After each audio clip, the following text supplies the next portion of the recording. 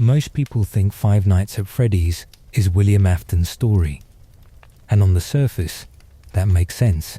He's the killer. He's the one who started it.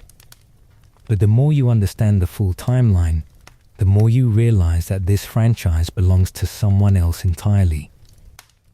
Henry Emily built the animatronics. He designed the spring lock suits. He created the restaurant. And then he watched his best friend use every single thing he made to murder children, starting with his own daughter. This is his story. From the first diner he built with his own hands, to the night he sat at a desk inside a burning building and finally said everything he should have said 30 years earlier. Get comfortable. Henry Emily wasn't always a man defined by tragedy. Before the pizzerias, he was a brilliant craftsman who found genuine fulfillment in his quiet workshop. He designed things that brought movement to wood and metal, driven by a pure passion for creation. He didn't build for money or fame. He built because he loved to see mechanical parts harmonize smoothly together. His early work focused on mechanical toys that could surprise and delight people in his small town. He spent his nights refining gears and levers, creating clocks that chimed with strange melodies and small wooden figures that danced when a spring wound up. This deep curiosity defined his character, making him a unique inventor who saw magic in automated machinery. An inventor who creates massive characters for restaurants wants to share their art with families directly. Henry believed that children deserved a magical experience, a place where their imaginations could find a He envisioned a venue where his mechanical creations could sing and talk directly to the guests, bridging the gap between fantasy and reality. He carried this bright vision straight into a partnership that would eventually destroy everything he loved. He trusted his technical skills, believing that his creations would bring clean joy. He didn't see the danger hiding behind the business plan, focusing entirely on the beauty of the performance he wanted to build for the community. Henry met William Afton during a period when both men were looking for a fresh opportunity in the local market. They recognized a mutual need, forming a bond that balanced their contrasting skills perfectly. Henry brought the creative engineering to the table, while William provided the sharp business ambition needed to fund the projects. They seemed like a perfect team to everyone who watched them work. The dynamic between them was unequal from the start, though Henry didn't notice the imbalance during their early years. He stayed in his quiet workshop, focusing on the blueprints and the gears, while William handled the financial records and public marketing. Henry allowed his partner to control the corporate side, grateful for the freedom to build without commercial pressure.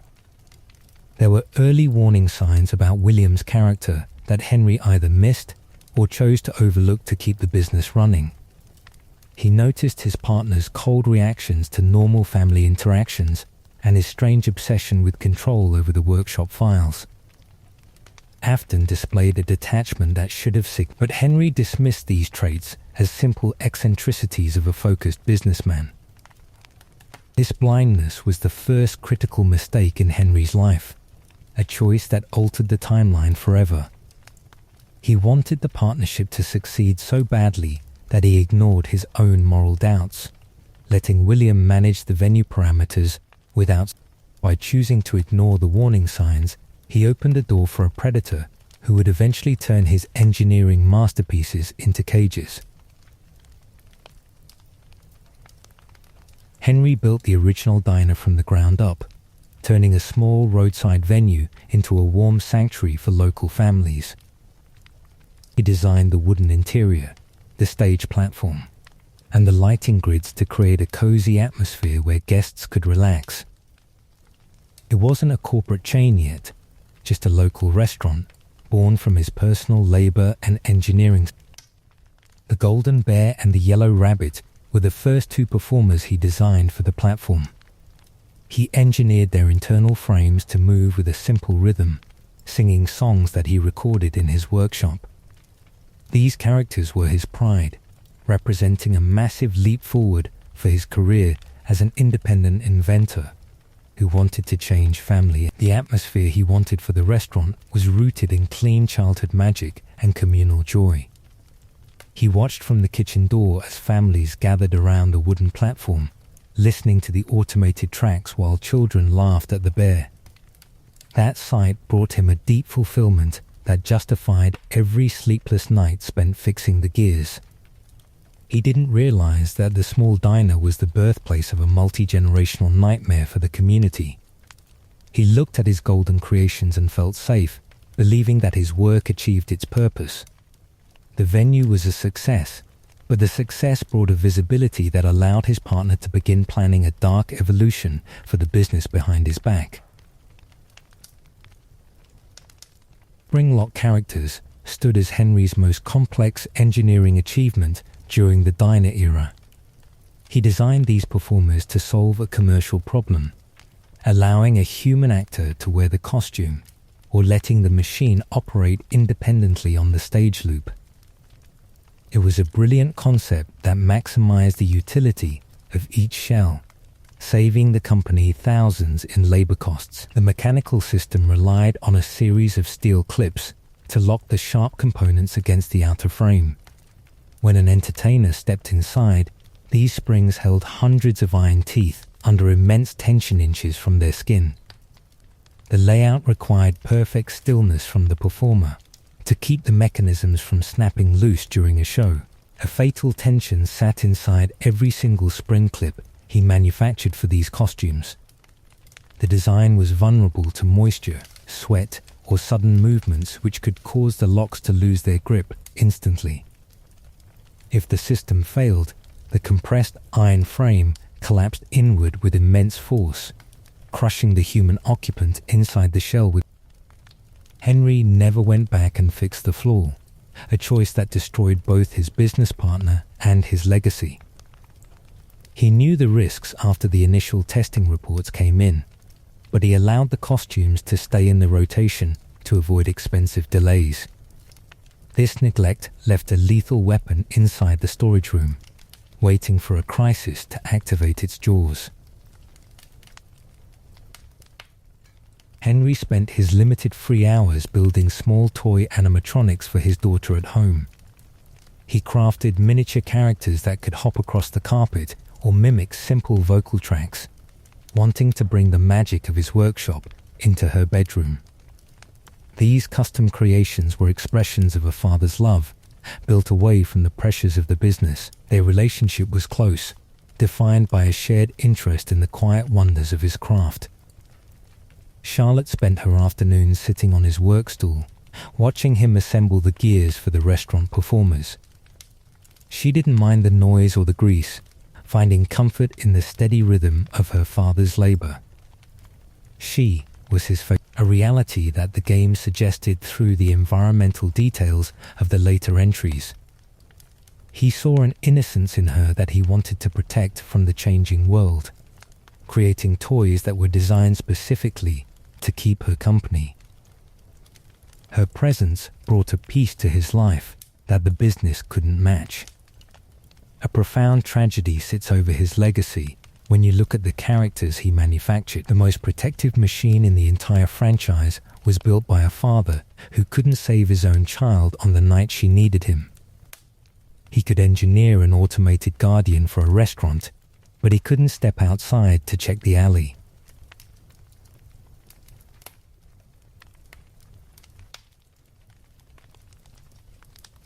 Henry built the slender marionette to serve as an automated watchman for the restaurant's exit points.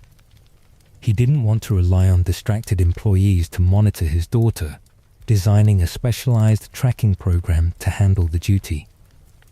The device stayed inside a large gift box near the counter, waiting for a signal to. The security system utilized a green wristband tracking method to identify high-priority guests on the floor. The machine's optical lenses scanned the room continuously, looking for the specific reflection of the plastic band. If the target moved toward the automatic doors, the marionette would deploy from its box to block the path. Charlotte was the specific child the machine was programmed to keep safe during the busy shifts. Henry thought this technological boundary would insulate his daughter from any danger on the floor, putting his trust in the digital code. He believed his invention was flawless, leaving the security desk unmonitored while he worked. The system failed on the one night that mattered due to a group of bullies who blocked the container lid. The automated guardian stayed trapped in the dark while Charlotte walked out into the rain alone. The mechanical delay lasted several critical minutes, preventing the machine from executing its primary tracking routine until it was too late to help. A bitter irony defines the conclusion of this project for Henry's family. The machine he built to protect Charlotte became the permanent prison her soul lived in for 30 years. His engineering didn't save her life, binding her consciousness to a ceramic mask and fabric body that couldn't rest until the timeline ended.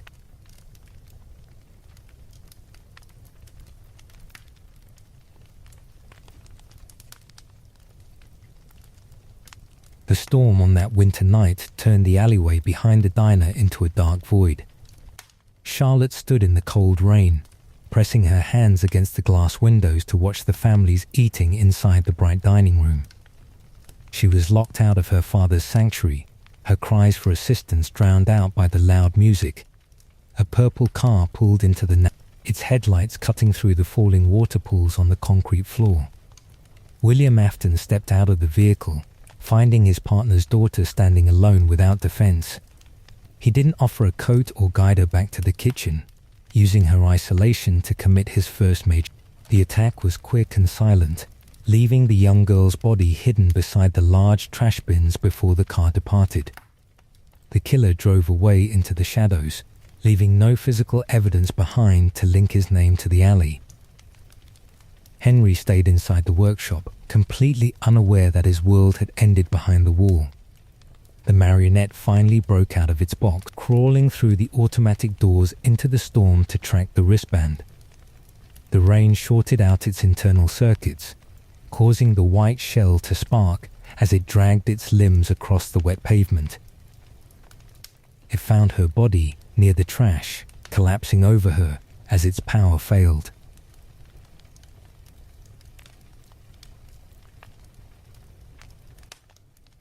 Question of what Henry suspected in the days after the murder remains a dark mystery within the timeline. The games never fully confirmed if he immediately pointed to his partner, but he had access to the security logs and the company records. He chose to look away from the obvious signs, a decision driven by panic and denial. He stayed in the partnership despite the loss, a choice that brought an immense burden of personal guilt. He couldn't face the reality that his close friend was a monster, choosing to bury his doubts beneath a layer of corporate paperwork. He prioritized the survival of the business over a real investigation. This compromise fractured his sanity, as he had to look at Afton every morning across a He convinced himself that the crime was a random act of violence from an outsider, ignoring the cold reactions of his partner.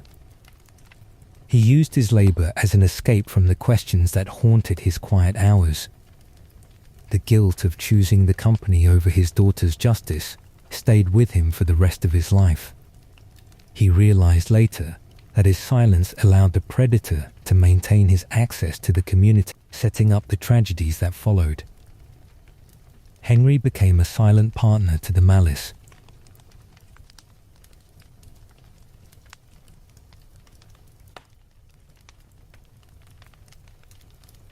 The murder of Charlotte caused an immediate shift in the daily routines inside the small diner. Henry couldn't stand on the platform anymore, leaving the management duties entirely to his partner while he stayed behind closed doors. The atmosphere inside the dining hall grew cold as the local families noticed the presence of police officers near the back. The festive music box played its loops to an empty room during the week shifts. Henry delivered a formal script to the staff, instructing them to treat the incident as an isolated accident that occurred outside the property line. He wanted to preserve the public image of the brand, using his authority to minimize the rumors that were spreading through the neighborhood. The employees noticed the red eyes and trembling hands of the inventor, but they followed his commands without asking questions about the alleyway. The partnership between the two founders showed subtle cracks that the regular customers couldn't perceive from the tables. Henry avoided direct conversations with William. Communication between them reduced to short notes left on the workshop desk. Afton maintained his calm demeanor, handling the legal interviews with a confidence that made Henry feel increasingly detached from the reality of the business operations. The nights brought a severe insomnia that forced the grieving father to return to his workbench when the building went dark. He spent his hours pulling apart old mechanisms, his hands moving automatically while his mind replayed the details of the storm. He couldn't stay inside his quiet home, finding a strange comfort in the scent of machine grease and the cold feel of the steel panels. He didn't look at the marionette during these late shifts, leaving the water-stained toy inside its large container near the counter. The machine stayed inactive, its electronic components damaged by the exposure to the rain on the night of the crime. Henry believed the device was simply broken, unaware that a consciousness stayed locked behind the white mask. He focused entirely on his blueprints. The company managed to stay operational through this initial crisis, but the innocence of the diner was gone forever. Henry's choice to keep the doors open allowed the brand to survive the first police inspection, establishing a pattern of concealment that would dominate their future. The tragedy outside the diner initiated a slow collapse within the walls of the Emily household. Henry's wife couldn't handle the oppressive silence that settled over their rooms after the funeral concluded. She watched her husband bury his face in blueprints, his total detachment from the family, creating a wall that she couldn't break down with normal comfort. The tension grew worse because a mother's instinct recognized that something was being hidden behind the official reports.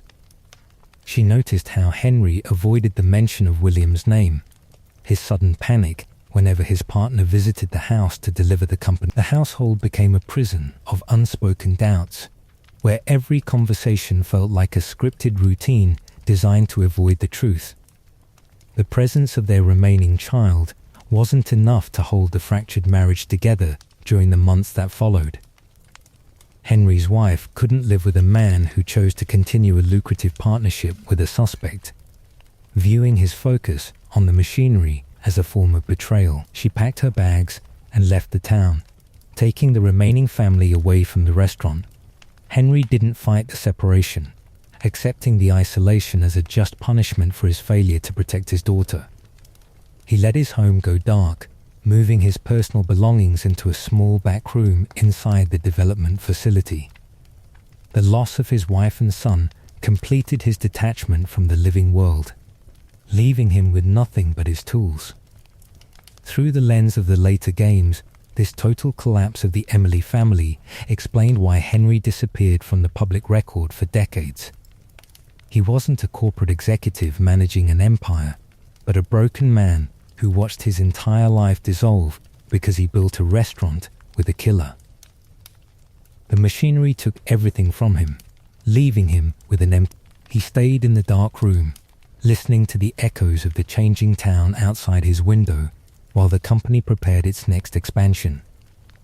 His wife's departure removed the final human anchor from his life, turning his existence into a singular focus on mechanical engineering. He became a ghost within his own business, a creator who let his family slip away to keep the gears turning. The choice to remain with the company after Charlotte's death was the ultimate expression of Henry's internal conflict. He didn't walk away from the workshop, using his technical labor to numb the pain that threatened to break his sanity every morning. He convinced himself that by designing safer characters, he could prevent another tragedy from happening to the local children. This continued alliance with William Afton revealed the immense weight of the guilt he was already carrying in his chest. He felt responsible for the night outside the diner, believing that his reliance on an automated guardian was the true cause of his daughter's demise. By staying in the workshop, he punished himself daily, working alongside the man he should have turned into the police. The specific tragedy of his career was this steady production of high-end machinery for a predator's playground. He spent his afternoons drawing schematics for larger venues, creating characters that featured advanced joints and expressive faces to draw bigger crowds. He handed these designs straight to Afton, providing the tools that would eventually facilitate a larger disaster. He believed that by shifting the business away from the old spring-lock models, he could eliminate the danger of mechanical failure completely. He focused on building units that ran on standard electric motors, thinking that technology could solve the safety issues of the brand. He put his trust in the code, blind to the fact that the malice was human. His dedication to the craft turned into an obsession that isolated him from the local community entirely. He didn't visit his daughter's grave, spending his hours tracking the structural efficiency of the new frames he manufactured for the upcoming restaurant. He became a tool for the corporate growth, his talent used to legitimize a business that carried a dark center. This phase of his life laid the groundwork for the graveyard that the next restaurant became. Henry's refusal to break the partnership gave Afton the perfect shield to resume his activities under an established company name. The inventor stayed in his room, polishing the plastic shells of characters that would soon hold the remains of 5 more innocent guests. Break time Hook 2/Section 2, building the restaurant that became a graveyard.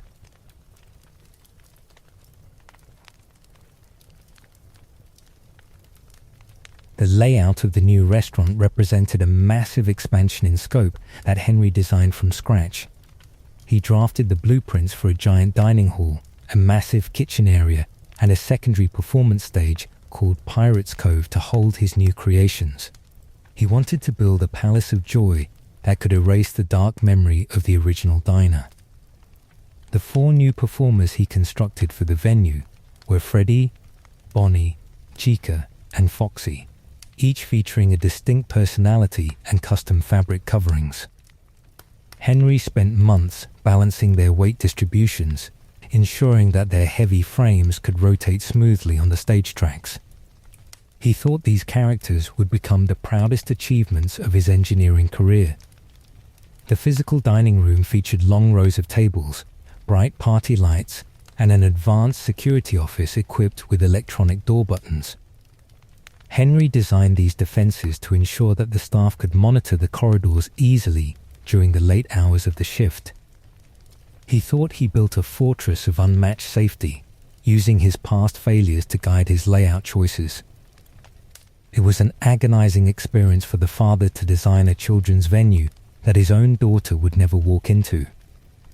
He watched the construction crew install the game cabinets, his mind processing the space as a monument to a childhood that ended.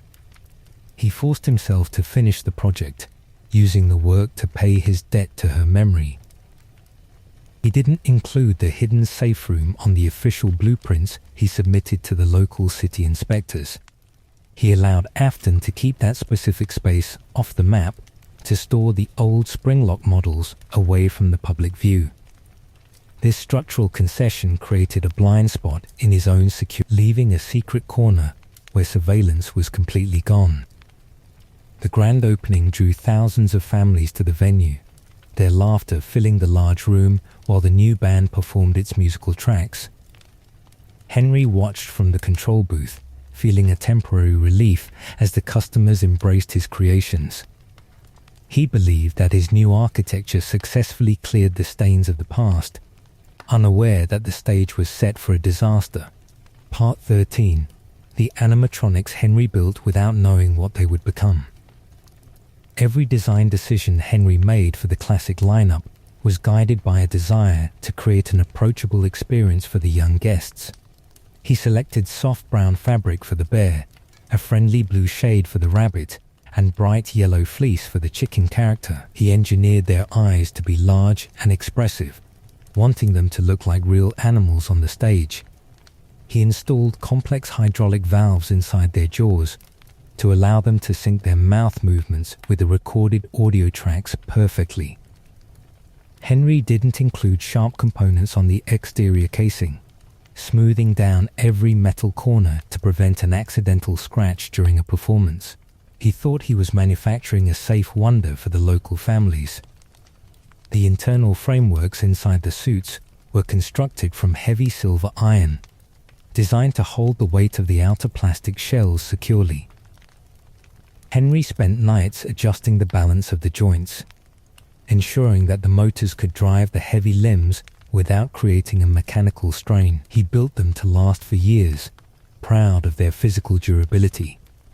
A profound horror settled over his life when he realized years later that his engineering gave 5 murdered children their only physical bodies. The frames he built to carry festive melodies became the heavy cages that trapped their souls against their will.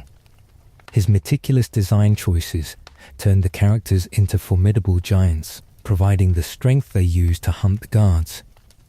He didn't realize that by smoothing the interiors to hold the mechanical components, he created the exact dimensions needed to conceal a human body. The hollow spaces inside the torsos were large enough to hold a corpse, a technical layout that Afton recognized immediately. Henry's engineering masterpiece was a function waiting for a predator to slide the plates shut. The characters stood on the stage every afternoon, their festive loops playing through the speakers while the children watched from the front rows. Henry sat in his booth, tracking their movement indicators on his monitor screen without realizing that the machinery was already altering its behavior. He built the vessels, but a different force took control of the keys. Part 14, The Missing Children Incident and Henry's Machines. June 26th became the day when the structural layout Henry created was turned into an industrial slaughterhouse. William Afton utilized his access keys to move through the restricted corridors during the busiest hour of the afternoon shift.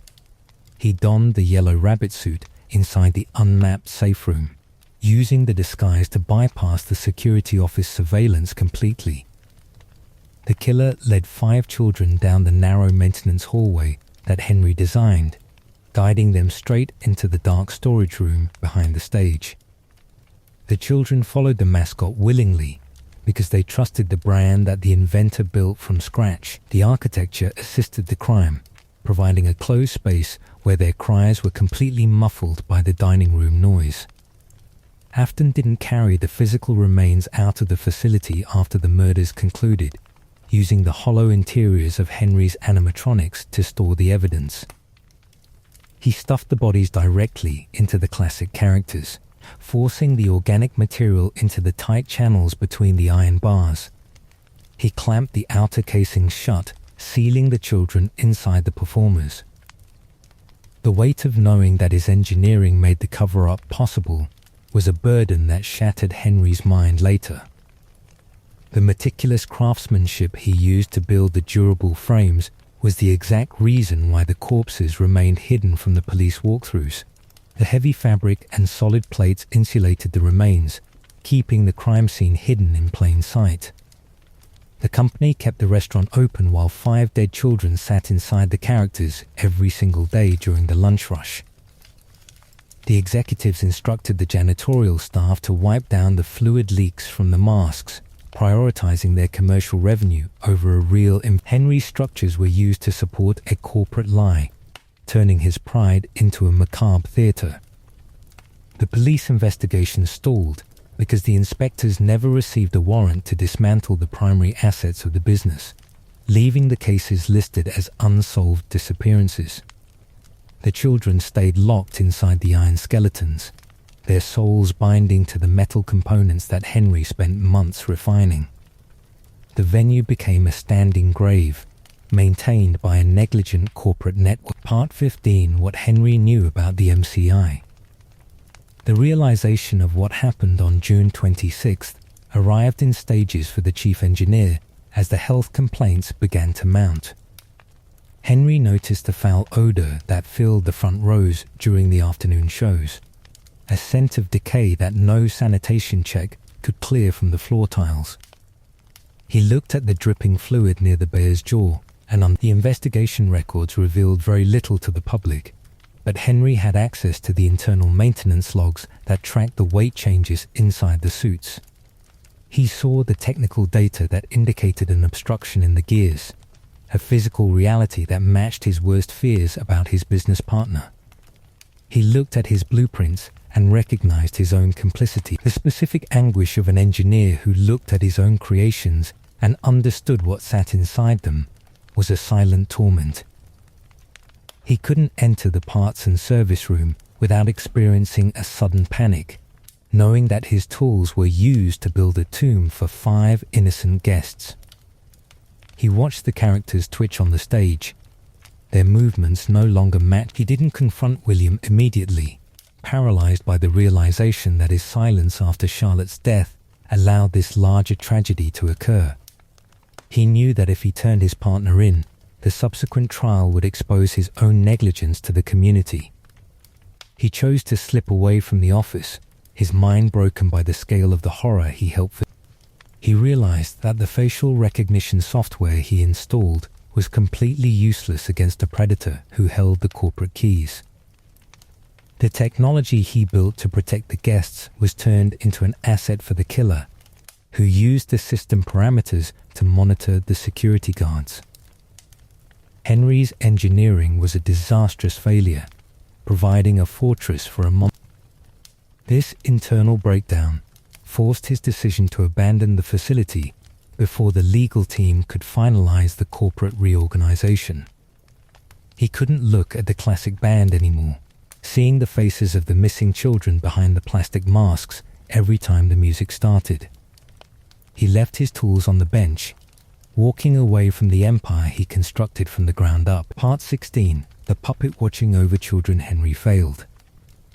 Charlotte stayed active inside the marionette frame every single night, while the restaurant continued its daily operations for the customers. She slipped out of her gift container near the counter after midnight arrived, navigating the dim corridors to reach the storage bays. She assumed a protective role over the new victims, managing the spiritual energy of the building.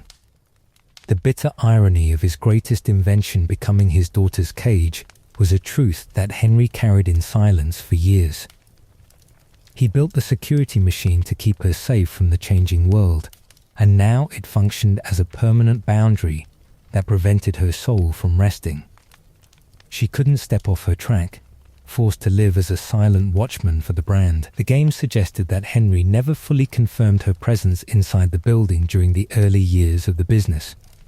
He watched the marionette move through its automated routines, but his mind processed the behavior as a software malfunction caused by the rain damage. He didn't realize that his child's consciousness was actively managing the spirits behind. She looked through the black eye sockets of the mask, watching her father pack his design journals to leave the company for good. She couldn't call out to him or alter her vocal tracks to reveal her identity, locked behind a corporate script that only delivered festive lines.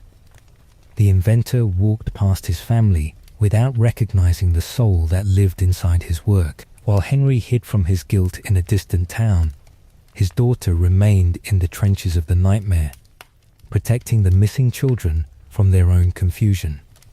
She gave them their masks to anchor their fading energy, organizing their nightly paths against the uniform. She handled the consequences of his engineering failures, a small girl serving as a shield for his creation. The venue eventually closed due to the health violations and the ongoing pressure from the local authorities, leaving the characters to sit in total darkness. Charlotte stayed inside the empty structure, her long watch continuing through the decades of abandonment. She remained the true conscience of the franchise, a keeper who refused to let the past find a quiet ending. Break time, Bo2s, / Section 3, Disappearance A&D Guilt. Part 17. Henry's exit from Fredbear Entertainment. Henry's departure from the company occurred during a period of total corporate restructuring after the first venue closed its doors. He signed away his rights to the design patents, leaving the entire inventory of characters and blueprints in William Afton. He didn't ask for a financial settlement, wanting to erase his name from the company records completely before the next shift. The reference delivered by the phone guy in the secondary location confirmed that the original owner was missing for years from the public record. He vanished from the business community entirely, leaving no forwarding address or contact information He became a rumor within his own industry, a forgotten founder whose work was copied by modern technicians. The details suggested that William manipulated the situation to push his old partner out of the workshop voluntarily. Afton used Henry's broken mental state to claim total control over the business operations, framing his departure as a necessary medical leave. Henry didn't fight the corporate maneuvers, too broken by the loss of his family to care about his shares. The world looked like a dark desert to Henry during the years he spent away from the public eye. He lived in a small apartment in a distant city, avoiding any place that featured children's entertainment or automated machinery. The sound of a simple music box could trigger us, forcing his mind to replay the night of the storm. He spent his days working basic manual labor jobs that didn't require his advanced engineering skills, wanting to keep his hands away from blueprints. He tried to build a simple existence that lacked a connection to his past, but the guilt stayed active inside his chest like a slow infection. He couldn't escape the realization that his talent built the graveyard. This long period of silence allowed the company to expand its operations without a moral conscience to monitor the budget. Fredbear Entertainment rebuilt the characters using cheaper materials, installing modern tracking systems that Henry never approved. The inventor stayed dead to the world, a ghost who watched his creations turn into a global brand from a distance. Part 18. What Henry did during the silence. Henry stayed in his self-imposed exile, while the secondary restaurant opened its doors to a new generation of families. He read the local newspaper reports about the toy models, recognizing his old spring-lock schematics inside the modern architecture of the venue. He didn't step forward to warn the new hires, watching the company repeat his past mistakes from afar. When the technicians stripped the withered originals for parts inside the back storage room, Henry felt the mechanical alteration inside his own memories. He knew the dimensions of those frames perfectly, understanding how much physical damage the children's vessels were suffering under the corporate wrenches. He stayed quiet, his paralysis driven by the fear of exposure. The news of the bite of 87 reached his quiet room through a radio broadcast, a confirmation that his safety protocols were entirely broken. He listened to the details of the mechanical failure on the floor, his mind processing the event as the logical outcome of an enterprise built on blood. He realized that the machinery was continuing its hunt without a master. During those absent decades, he watched the classic brand run through its final years of operational decay before closing the remaining locations for good. He saw the yellow rabbit suit sit inside a walled safe room for 30 years, a secret grave that he helped construct when he left the blueprints unmapped. The silence wasn't a rest, but a long accumulation of pain. He became a hollow shell of the man who once found genuine joy in his craftsmanship, his personality entirely consumed by the memory of his failure. He spent his nights drawing layout plans for structures that he never intended to build, trying to solve a mathematical problem that lacked an exit route.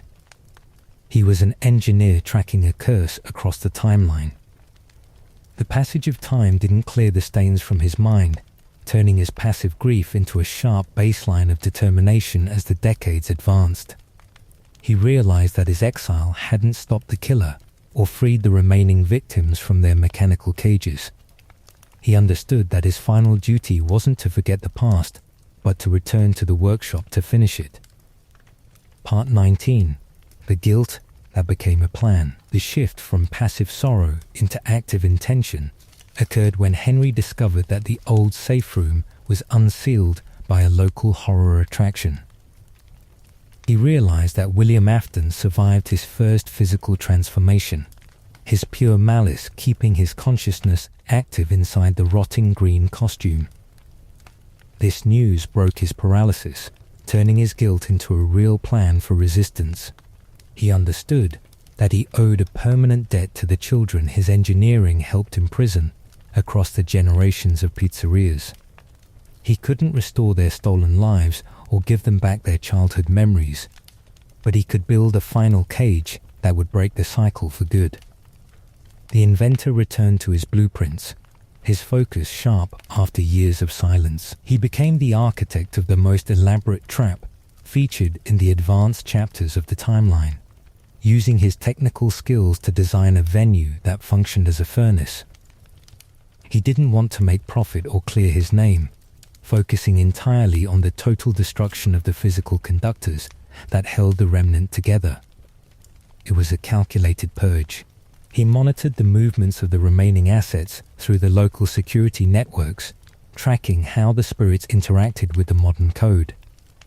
He realized that the traditional defensive tools like doors and lights were insufficient to stop the hunt, requiring a system configuration that could control their navigation paths automatically. He turned his talent toward a final solution. The plan required a level of corporate misdirection that mirrored the tactics his old partner used to commit the crimes. He created a false registry under a shell company name, preparing to launch a fake restaurant franchise that would serve as a beacon for the haunted inventory. He used his knowledge of the executive paperwork to build a front-out. This transition turned the broken father into a formidable strategist who controlled the keys to the final accounting. He knew that the project would require his own life to ensure that the secrets remained buried beneath the concrete foundation forever. He accepted the terms of the layout, standing by his workbench to assemble the components of the trap. Break time 2/. Part 20. Henry as the theorist. Five Nights at Freddy's 3 protagonist. A prominent community theory places Henry Emily as the night watchman who worked the security shifts inside the Fazbear's Frights attraction. This reading explains why an individual would accept a dangerous position inside a building built around the mummified corpse of a serial killer. He took the job to confirm the return of his former business partner directly. He sat behind the open desk during the long hours of the shift, monitoring the ventilation lines and the audio devices to track Springtrap's progress through the walls.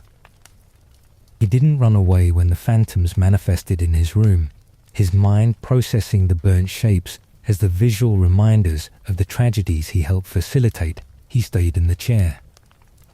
What he was actually looking for inside the building was a physical confirmation that his daughter's spirit stayed attached to the brand's relics.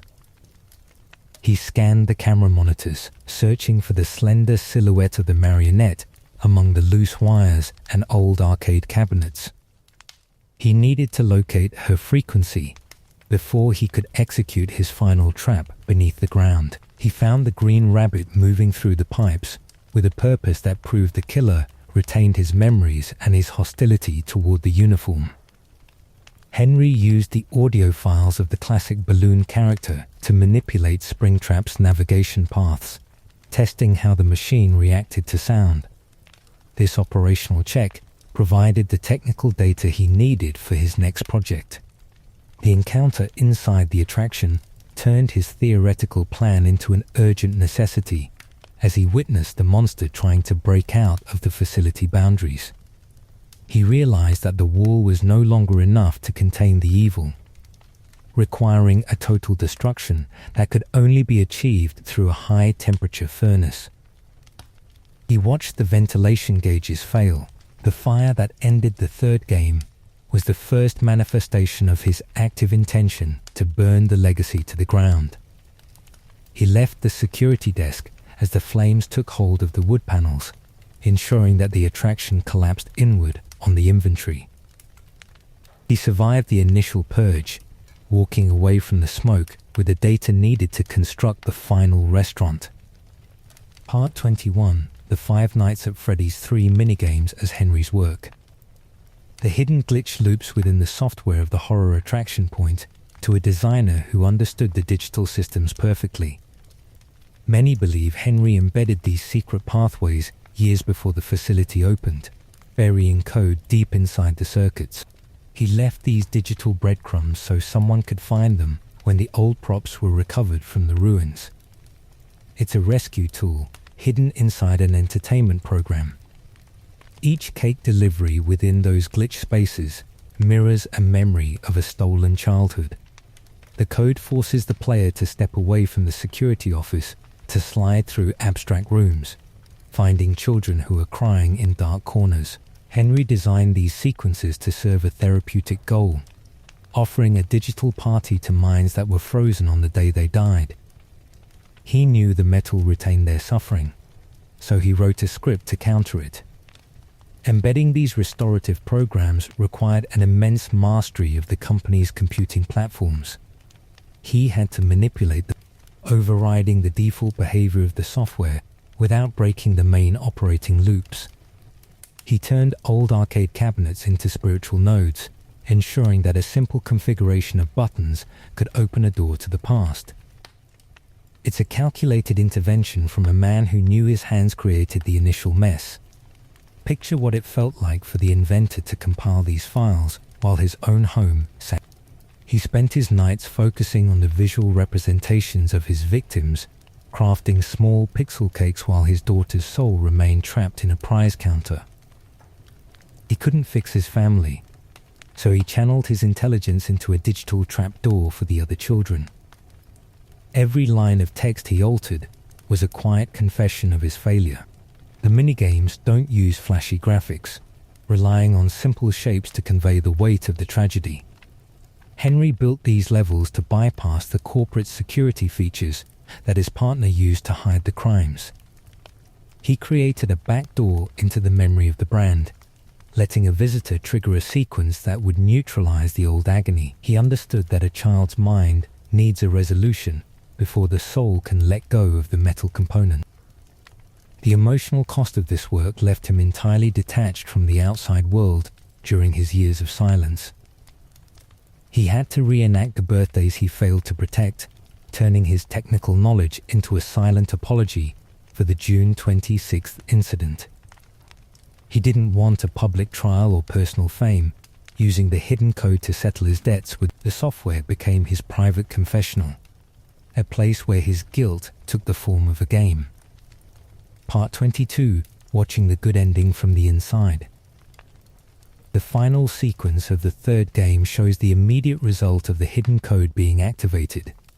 4 lights turn off in the background, signaling that the classic characters are no longer driven by the spirits of the missing children. The masks drop to the floorboards, empty of the spiritual energy that kept them moving through the narrow corridors for decades. It's a moment of liberation that Henry watched from the shadows of his monitor feed. The 4 balloons rising into the air confirm that Gabriel, Fritz, Susie, and Jeremy finally escaped the boundaries of the facility. The sight provided a brief relief to the old builder, showing that his restorative programs successfully broke the bonds of the remnant inside those frames. The children left the metal behind, their entities moving into a quiet void where the company couldn't exploit their suffering for profit. He watched them fade, knowing a portion of his work, the absence of Charlotte's balloon from that ascending group, told a different story to the waiting father. He looked at the monitors and realized that the marionette mask didn't fall like the others, its spirit remaining tethered to the components of the brand. Her watch wasn't over because her predator survived the spring lock failure inside. She stayed behind to monitor his movements, a loyal guardian who refused to rest while the evil remained active. This discovery forced Henry to rethink his strategy for the final accounting. He understood that a simple fire wouldn't clear the registry if his daughter remained trapped inside the circuit loops. The realization brought a fresh wave of anguish, proving that his family was still paying the price for his early partnership with a monster. He had to build a larger trap, a physical layout that could gather every remaining asset into a single room. Imagine looking at a screen at dawn and seeing that your child is the only one who didn't go home from the party. Her soul stayed anchored to the plastic shell, moving through the ashes of the attraction to track the green rabbit suit. Henry knew he couldn't leave her in the dark tunnels, his focus turning toward an industrial solution that would force her container into the grid. The good ending was incomplete, a half measure that left his family divided. The knowledge that she was still out there tracking William Afton guests gave him a grim intention for his remaining years. He closed his design journals and began to look for a location where he could construct a permanent furnace. He didn't want to run away anymore, realizing that his daughter's loyalty was a call to action that he couldn't ignore. The balloons showed him what peace looked like, and he was determined to buy that same rest for her, regardless of the cost to his own life. Break time 02/Section 4, the Funtime Animatronics A&D Henry's Betrayal. Part 23, William tricking Henry into building the Funtimes. The collaboration that led to the creation of the Funtime models remains one of the darkest chapters in the relationship between the two founders. William approached his old friend with blueprints for a subterranean project, claiming he wanted to build high-tech characters that could rotate their faceplates for a modern show. He used Henry's desire for innovation to secure his engineering skills, masking his true intent behind a corporate presentation. Henry was told these new machines were built to maximize family interaction through advanced sensory systems.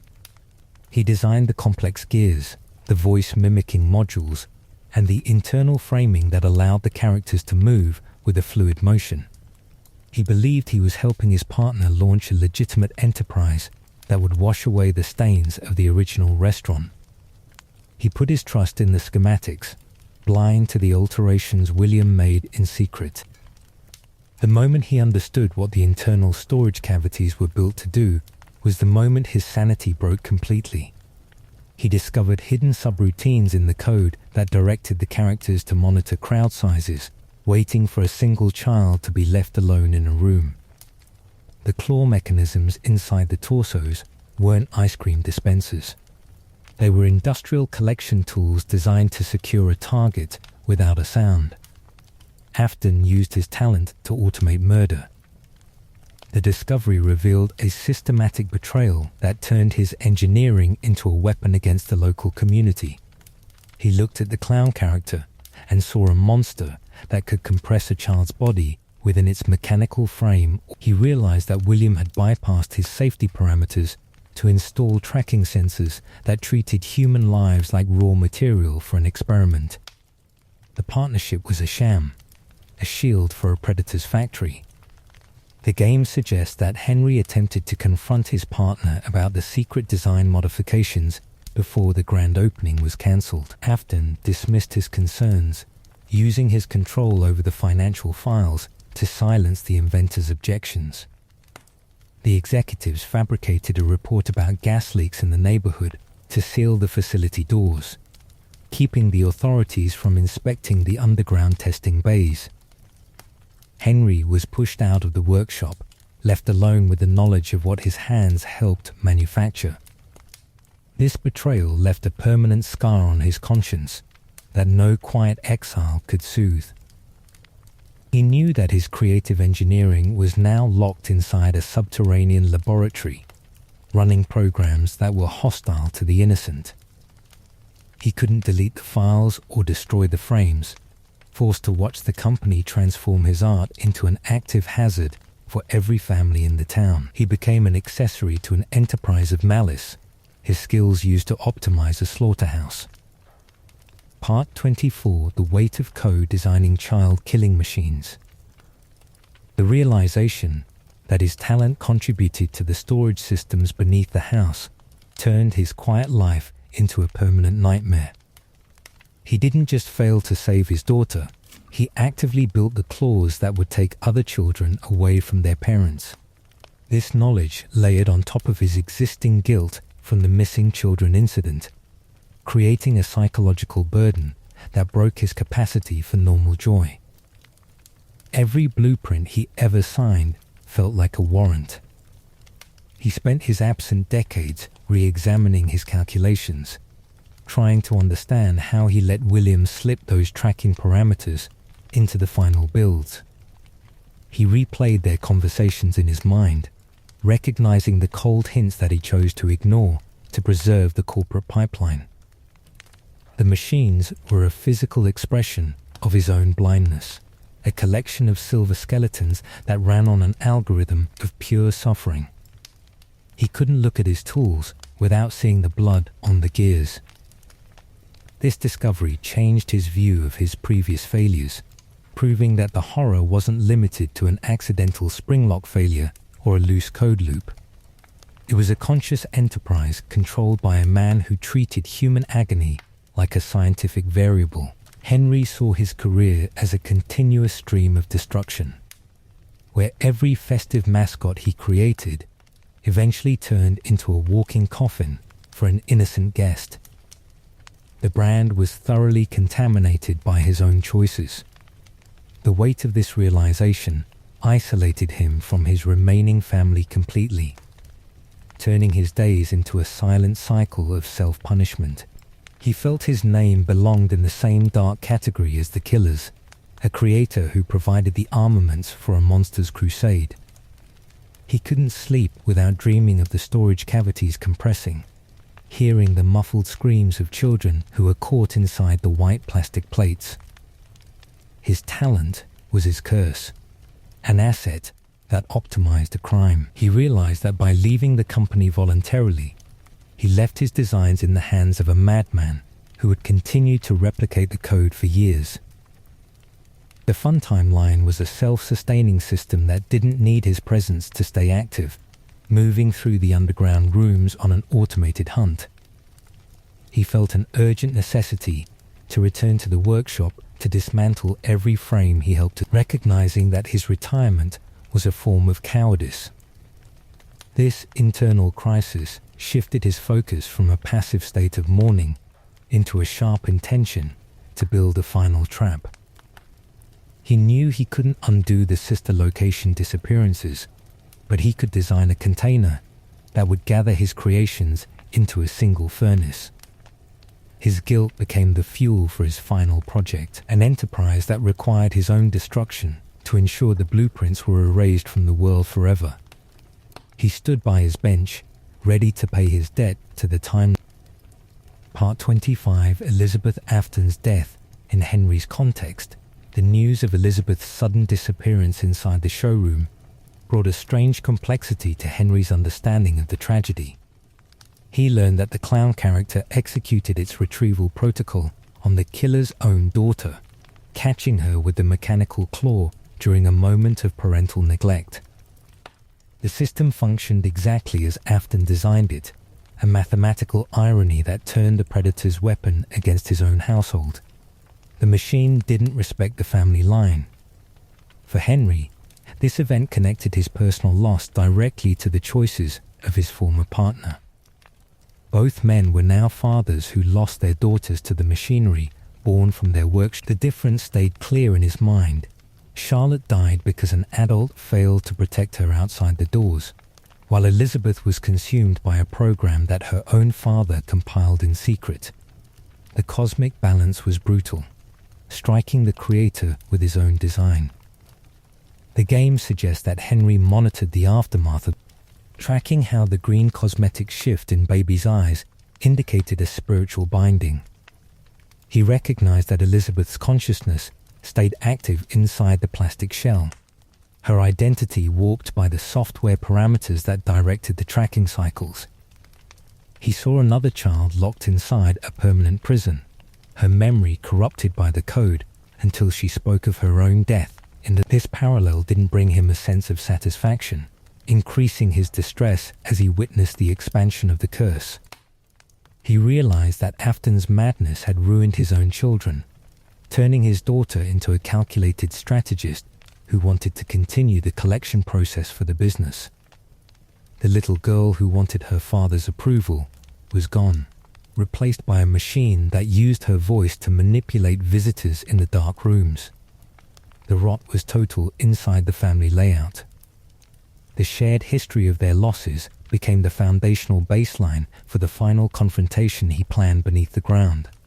He knew that to clear the registry completely, he had to bring William's daughter into the same room, letting the furnace dissolve the bonds of the remnants simultaneously. He didn't view Elizabeth as an enemy, but as a corrupted victim who needed to be saved from the programming that forced her to hunt. The fire was the only mercy. Picture what it felt like to draw the blueprints for a trap that would consume his old partner's child, knowing his hands helped build her first body. He had to balance his role as a creator with his duty as a judge, preparing a furnace that would end the bloodline for good. The death of Elizabeth was a confirmation that the machinery was hostile, a monster that would continue to feed until the rooms were completely reduced to ash. He locked the plans into his desk. Ochi Break Times Soak 2's Section 5, The Final Trap. Part 26, Finding Michael Afton. The alliance between Henry and William's eldest son was a quiet pact born from a shared state of physical and emotional ruin.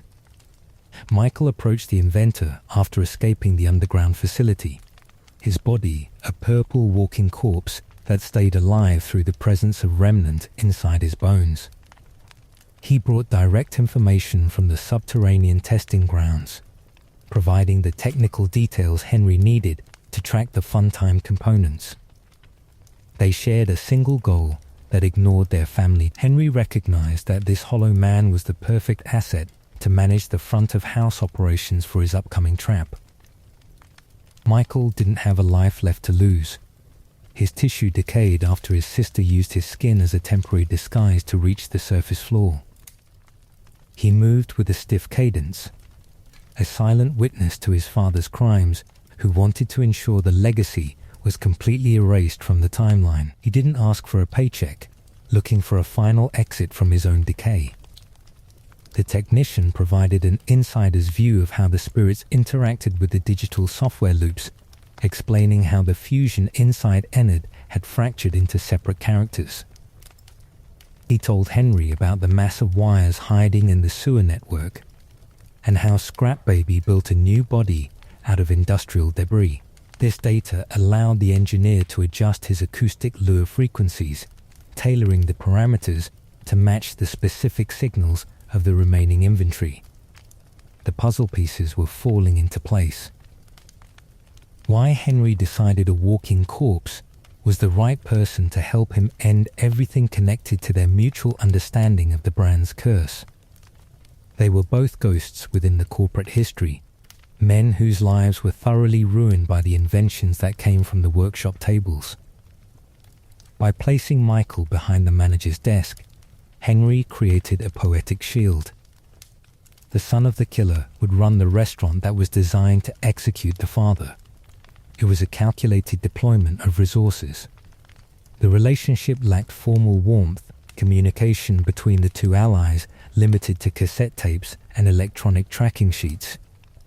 They didn't discuss their grief or exchange memories of the old diner, focusing entirely on the logistics of the sound. Michael accepted the risk of the ventilation outages, sitting in the office while the dark shapes scratched at the vents.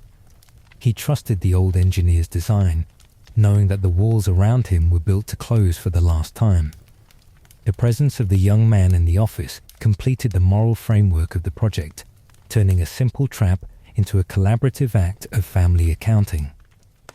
Henry knew that he couldn't run the management terminal himself, requiring an operator who could maintain the show while he wired the furnace doors in the crawl spaces.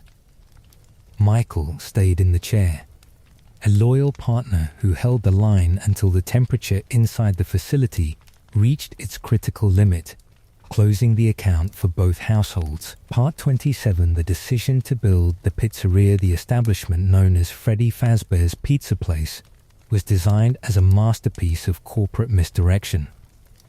Henry utilized a shell company name to secure a local property, constructing an architectural shell that mirrored a modern family restaurant out in the open. The front layout featured bright tables, new stage platform, and arcade zones designed to look like a legitimate corporate revival to the local inspectors.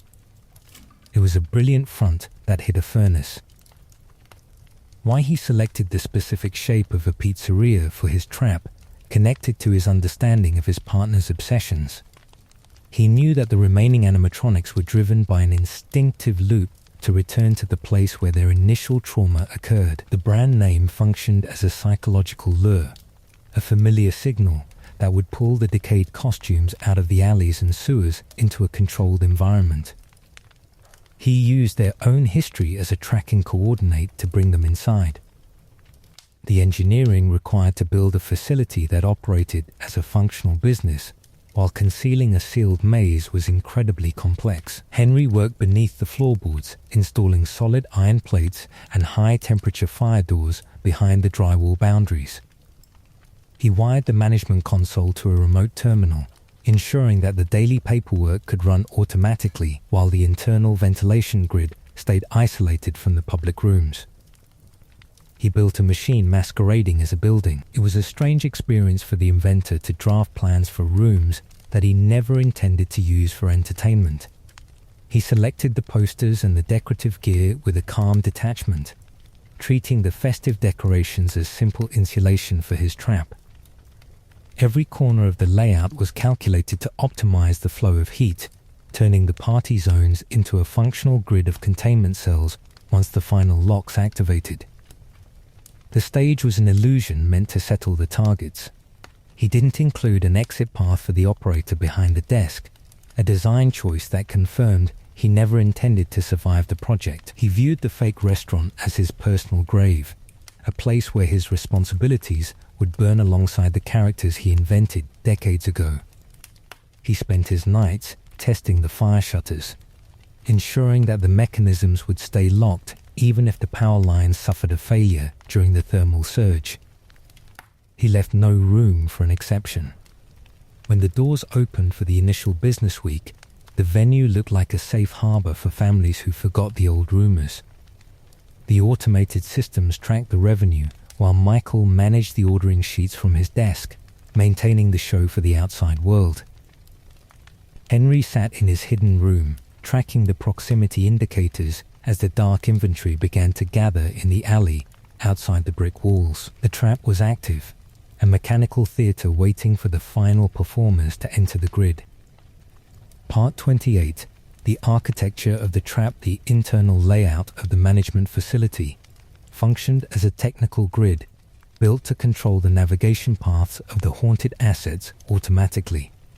Henry designed a narrow ventilation maze that connected the alley entrances directly to the security office, forcing the characters to move through a controlled channel. The drywall panels hid solid steel plates that could withstand heavy impacts from the heavy limbs, preventing any possibility of a breakout during the shifts. The reversed ventilation system was the core engineering achievement of the building. Henry configured the air lines to pull the ambient heat down from the central furnace boilers, allowing him to flood the crawl spaces with a thermal surge within seconds. The airflow could be manipulated from the remote terminal, letting the manager direct the sound patterns to confuse the tracking sensors inside the suits. He turned the climate control into a tactical barrier for the guard. To draw the inventory toward the facility, Henry broadcasted custom audio signals through the external speaker lines 24 hours a day. He compiled a dataset of acoustic frequencies that targeted the specific subroutines of the old characters, mimicking the sound of children playing in an empty room. These simulated voices overrode their baseline programming, pulling the decayed frames out of the city streets into the controlled alleys behind the back doors. The bait? was digital. He utilized his deep knowledge of how a soul enters the suit to ensure that the acoustic lures stayed effective against their spiritual energy. He understood that the lingering pain of the victims kept them tethered to these acoustic markers, making it impossible for them to resist a signal that promised a human target. He adjusted the decibel levels to mimic the blind spots of their original locations, guiding their stiff movements through the vents like chess pieces on a board. The sealed fire doors were engineered to operate on an automatic trip switch linked to the main thermometer console. When the temperature inside the crawl spaces crossed a specific threshold, the iron shutters dropped into place simultaneously, blocking every exit route from the building layout. The mechanism used a gravity lock that couldn't be overridden by a software virus or a physical lever, turning the maze into a permanent coffin for the things inside. Every calculation Henry made during the construction phase was checked to ensure there was no mechanical error that could allow a character to escape into the void. He knew that a single loose panel could compromise the safety of the entire city, tracking the structural integrity of the vents with a meticulous focus.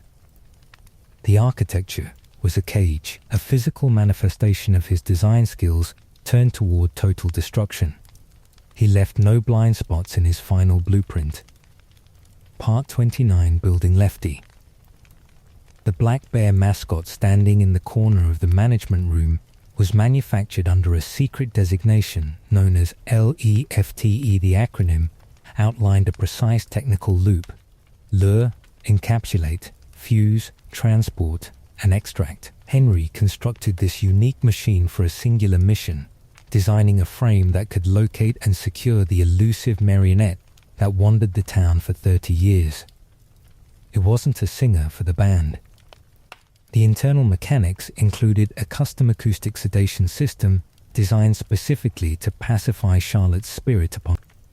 Henry installed a transmitter inside the chest cavity that emitted a soft hum, matching the signature cadence of her old music box. This audio track kept her consciousness from fighting the capture mechanism, neutralizing her advanced awareness before her spiritual energy could short out the electronic processors inside the skull. The sedation stayed active. The physical layout of the torso featured an opening hatch that could slide back to swallow a target without damaging the internal wiring. When the Black Bear approached her position in the dark alley, the system triggered a compression sequence that pulled her slender form into the internal lining, locking her within the iron ribs. The plates clamped shut, sealing his daughter inside a heavy mascot costume that he built with his own hands. It was a brutal necessity. What it meant for a father to design an automated cage for his own child was a source of deep sorrow that Henry carried throughout the assembly process. He had to act as a cold technician, configuring parameters to trap his daughter to ensure she reached the final restaurant furnace. He couldn't offer her a gentle rescue or a human embrace, using a mechanical shell to force her compliance with his plan. The creation of Lefty was his most heartbreaking compromise, a trade of safety for finality. He decided containment was the only way to give her peace, because her protective nature would always prevent her from leaving the timeline voluntarily. Left to her own devices, her spirit would continue to wander the dark corridors of the city, defending new victims from a virus she couldn't delete. By trapping her inside the Black Bear, he secured her presence within ensuring that she would be in the room when the final matches were struck. The project cost him his remaining pride as an engineer, forcing him to copy the exact stuffing methods his old partner used to hide the bodies decades ago. He built a walking coffin for his family, coating the exterior in a safe matte finish to ensure the manager could place it on the floor without raising suspicions. Lefty sat near the stage, a silent guardian holding a captive soul that was waiting for the temperature to rise. Part 30, Michael managing the front of house. Michael handled the daily business operations out in the open, turning his position behind the desk into a functional shield for the work happening beneath the floor tiles. He managed the revenue logs, ordered corporate supplies from the company, and monitored the safety checklists to ensure the venue maintained its public image as a thriving restaurant.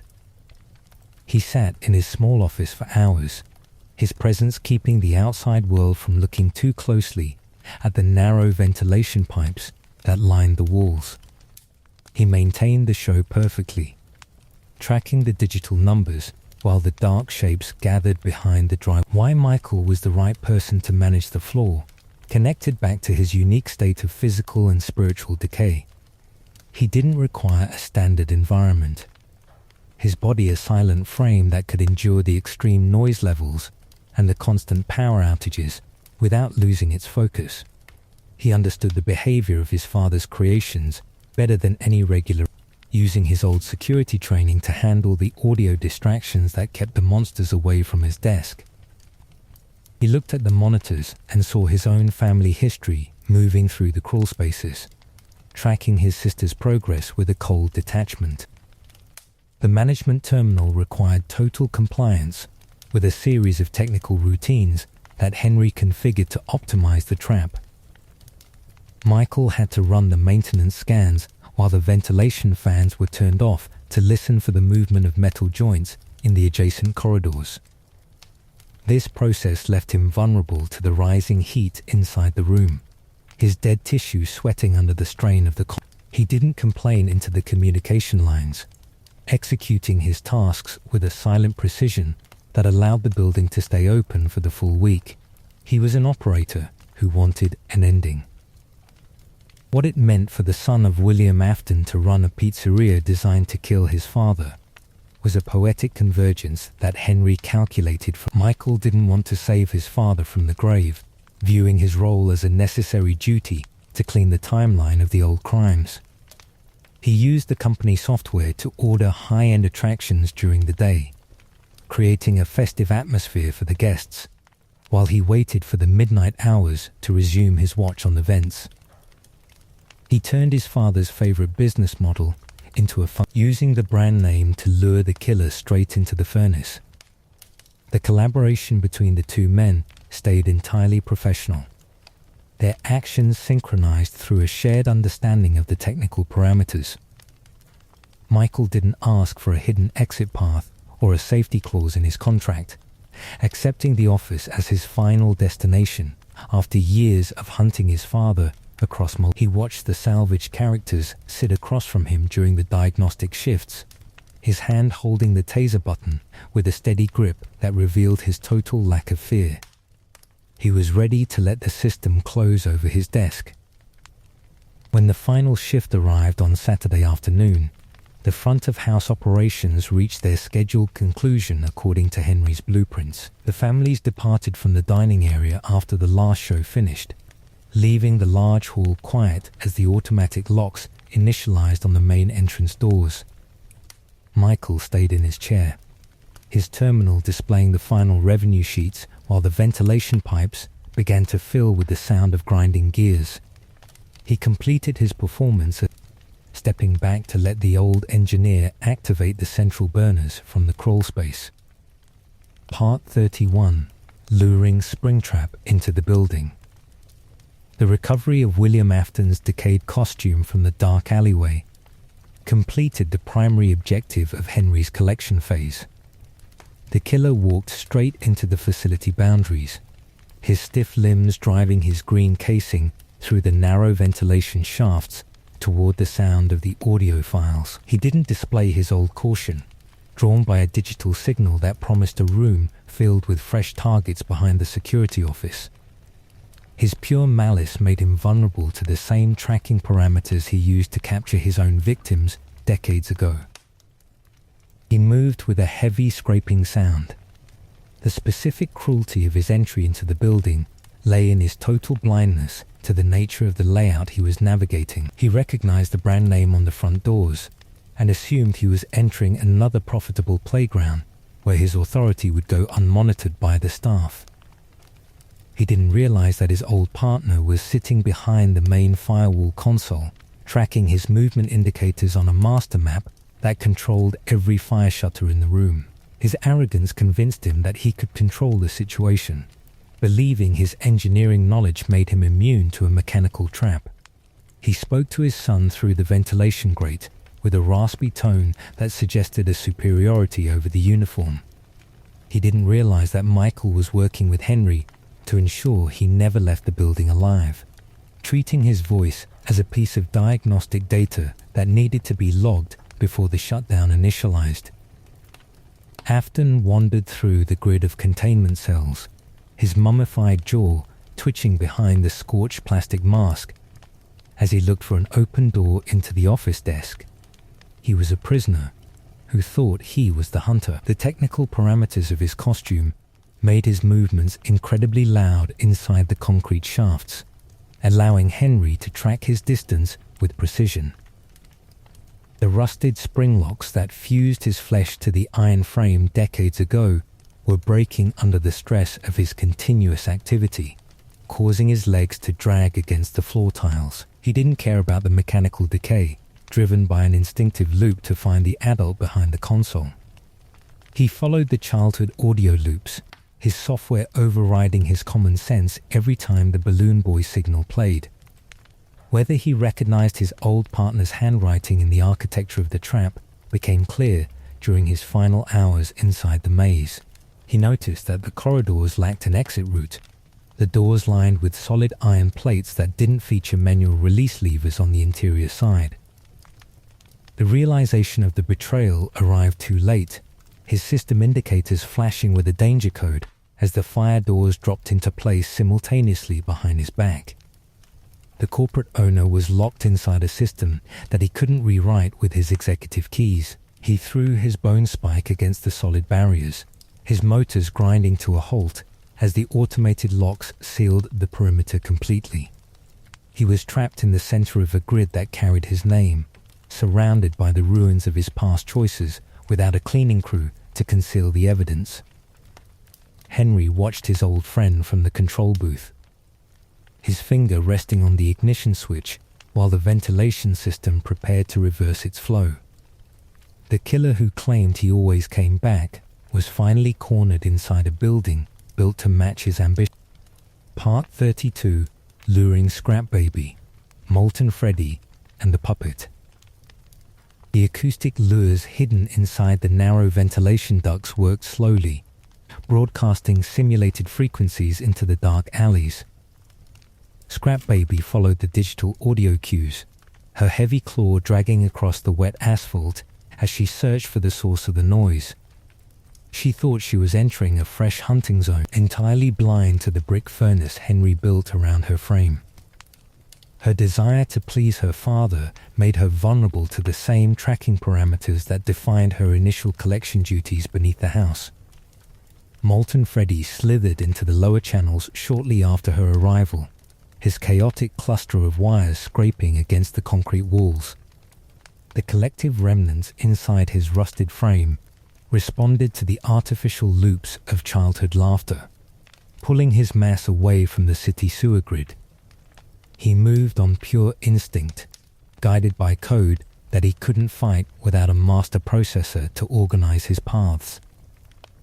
The engineer monitored his progress from the terminal room, recording the surge in spiritual energy as the wires, the black bear costume, known as Lefty, arrived near the weekend, carrying the most precious burden of Henry's life inside its internal cavity. Charlotte stayed quiet inside the sedation matrix, her presence secured within the iron ribs that her father designed in his workshop. She didn't struggle against the internal components, her spirit pacified by the familiar melody that played through the internals. The machine performed its loop perfectly, delivering the daughter straight into the heart of the final collection grid. It meant everything to Henry when his daughter finally walked through the back door last, completing his list of targets. He watched the proximity indicators flicker on his security monitor, tracking her long limbs as she crossed the threshold. Her arrival completed a dark circle that started outside the original diner decades ago. bringing the first victim back to the center of the business. He looked at her silhouette and felt a sudden weight, knowing he was her. Every piece of his 30-year plan sat inside the same four walls by Saturday afternoon, sealed away from the outside world. The old builder looked at the layout grid, knowing that the trap held a total history of his partner's crimes. The characters were settled in their containment cells, isolated from each other by solid iron gates that could withstand heavy impacts from the mechanical arms. The bait was gone, and the theater was completely ready for the final accounting. Picture what it actually felt like for the inventor to see those monitors lock into position after decades of silence. He spent his youth engineering systems to bring joy to local families, and now he supervised a structural cage built to destroy his own masterpieces. He didn't feel a sense of triumph, looking at the screens with a heavy sorrow that filled the small office space. The project required the total destruction of his legacy to ensure the safety of the town. The building stayed completely still for a quiet moment before the shutdown routine began in the lower tunnels. Michael monitored the equipment from his center, ensuring the external doors remained sealed against any escape attempt from the alley. The layout was a perfect trap, a mechanical matrix that left the monsters with no option except compliance. Henry took a deep breath, his hand reaching for the cassette player to deliver his final lines to the dark.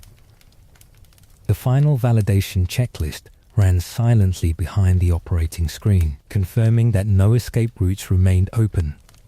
The old engineer checked the seal on the lower maintenance pipe, his screen showing the cold numbers of the lock perimeter. He knew that the things inside couldn't rewrite his layout logic.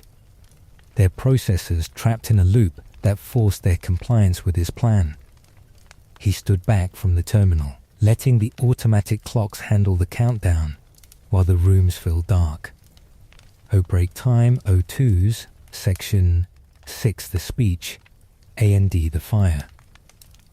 Part 33, Henry sitting at his desk as the flames. Henry sat at his wooden desk when the automatic fire shutters dropped into place across the facility. The heavy iron panels slid down with a loud clang, sealing every hallway and ventilation shaft from the outside world. He stayed inside a hidden room near the center of the maze, his hands resting quietly on the arms of his chair. He didn't look for an exit path, his posture reflecting a finality that defined his entire strategy. A small cassette player sat before him, its tape turning slowly to deliver the message he prepared during his long exile. He didn't use a modern recording program, relying on the analog technology that defined the early years of his partnership with William. His voice carried a steady cadence that cut through the low hum of the ventilation fans, reaching every corner of the grid through the intercom speakers. He spoke with a calm authority. His decision to remain inside the building confirmed that the project wasn't a corporate cleanup operation meant to salvage the brand. He never intended to survive the thermal surge, viewing his own life as a piece of the tragedy that needed to burn to ensure total closure. He didn't include a safety override in his terminal files, locking his room from the inside to block any rescue attempt from the street. He chose the furnace. 30 years of deep guilt showed on the lined face of the old inventor as the boilers initialized beneath the floorboards. He spent 3 decades running away from his workbench, hiding in quiet apartments while his creations were used to hunt innocent guests. Now the flight was over, and he had nothing left to do except finish the script he wrote in the shadows. He sat in the dark, watching the thermometer gauges climb. The monitors on his desk began to flicker as the temperature inside the crawl spaces crossed the safety threshold. He watched the frames of his animatronics heat up, their plastic plates reflecting the glow of the rising flames below the stage. He didn't look away from the screens, welcoming the smoke as a physical sign that his trap was functioning exactly as intended. The files were burning, and the memories were dissolving into the heat. Imagine being the man who built the first golden bear, sitting in a fake pizzeria while the walls melt around your chair. He looked at his calloused fingers, remembering the genuine joy he felt when he crafted the original gears in his youth. That innocence was long gone, replaced by a grim determination to burn his legacy down to the concrete foundation. He stayed motionless, listening to the crackle of the dry insulation catching fire. The air inside the small office grew thick, but he didn't reach for a respirator or attempt to open the ceiling vents. He leaned back against the leather cushion, his mind releasing the technical data that kept him awake during his absent decades. The trap was working perfectly, the fire doors holding the pressure back while the central maze turned into an incinerator. He closed his eyes, ready to let the system collapse over his name. The structural beams groaned above his head as the fire reached the upper support structures of the restaurant. Henry didn't flinch at the sound, his breathing slowing down as the room filled with a bright golden light. He knew that the concrete seal would hold the secrets buried forever, leaving no remnants for a future executive to exploit for profit. His final shift was nearing its conclusion, and he welcomed the silence that waited in the heat. Part 34, the speech to William Henry, directed his words toward the ventilation shaft, where the green rabbit costume stayed trapped behind solid iron plates. As the smoke began to obscure the lens of the security camera, his voice entered the intercom lines with a calm weight. He spoke to the killer without shouting, delivering a cold assessment of the sentence that was initializing in the room. He didn't offer a chance for negotiations. He told his former partner that a dark pit was opening to swallow his soul whole, refusing to let him find an exit from his actions. The line wasn't an exaggerated threat, acting as a clear statement of a spiritual reality that would dominate his existence across eternity. The fire was just the physical conductor that would transition his consciousness into a state of permanent torment, stripping him of his corporate shields. Decades of friendship turned into pure horror, sounded incredibly steady when spoken through the small microphone. Henry didn't stumble over his phrases, stripping the relationship down to the raw data of their mutual destruction. He dismantled the illusions that William used to justify his collection methods, forcing the predator to face his crimes without a mask or an executive title to protect his skin. He used the words "old friend" when he addressed the monster in the vents, a choice that carried a devastating weight. The greeting didn't contain a scrap of human warmth, acting as a verbal label for a broken contract that started on the night Charlotte died in the storm. It was a reminder of the trust that Afton betrayed to fuel his personal obsession with immortality, a bond that turned into a curse. The phrasing highlighted the deep intimacy of the betrayal, reminding the killer that the man who built his disguise was the one who designed his tomb. Henry didn't look for an apology, ignoring the scraping sounds of the bone spike against the iron shutters as the heat warped the frame. He knew that the man inside the suit was a study in chosen evil, an individual who deserved the furnace. Picture the mummified killer listening to his partner's voice through a broken speaker while his fabric skin catches fire. Afton realized that his knowledge of the machinery couldn't save him from a system that was engineered by his equal. The words stripped him of his remaining authority, leaving him helpless in the smoke while the concrete walls began to crack under the thermal surge. Henry finished the segment without waiting for a response, his terminal cutting the audio link to that specific quadrant of the maze. He left the murderer to face the flames alone, turning his back on the relationship that initiated the nightmare decades ago. The old friend was just a memory that needed to be reduced to ash, a name that would be erased from the registry before the connection was severed, leaving the green suit to burn in the isolation of the lower corridor. Henry didn't look back at that section of the display, knowing that the furnace would finish what the spring lock started decades earlier. The man who spent his life trapping children was finally locked inside his own portfolio, his screams muffled by the dropping shutters. The creator closed the account with a final match. Part 35, the speech to the children. The inventor turned his attention to the other containment cells, his tone softening as he spoke to the spirits inside the classic frames. He addressed Gabriel, Susie, Fritz, and Jeremy through the audio lines, his words cutting through the noise of the grinding gears. He spoke to them as a guardian who arrived late to the scene, his cadence carrying a deep respect for their long stay behind the stage. He delivered a direct apology to the victims, acknowledging that his meticulous craftsmanship was the exact reason why their souls remained trapped for decades. He looked at the blueprints of the heavy suits and felt the full weight of his, recognizing that his creations held them against their will. He didn't try to hide his guilt, offering his words as a quiet shield against the panic of the fire. The word free carried a tragic meaning when it came from the man who designed the iron cages. He promised them that the rising heat would dissolve the substance that linked their minds to the copper wiring, clearing their names from the registry forever.